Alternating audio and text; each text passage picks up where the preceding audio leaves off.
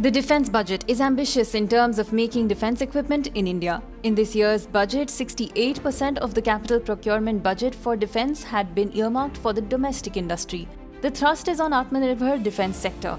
25% of the defense research and development budget is earmarked for private industry, startups and academia. So private firms, startups are encouraged to design and develop military platforms and equipment. The centre wants to considerably reduce defence imports over the next few years. The Finance Minister also took up a long-standing demand of the industry and announced an umbrella organisation that will be responsible for testing and certification. The opening of defence manufacturing to private sector has been an area the government has been pushing in order to boost competition, promote better products and focus on exports as well.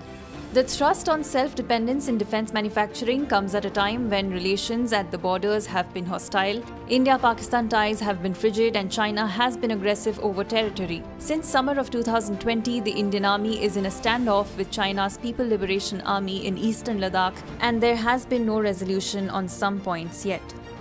Subscribe to One India channel and never miss an update.